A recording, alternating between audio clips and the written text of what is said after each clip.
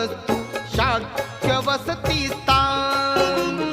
शाक्य कुळातील शुद्धोधन गणनायक तो महान.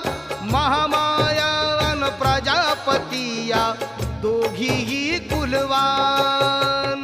बुद्धामृतवाणी बुद्धामृतवाणी.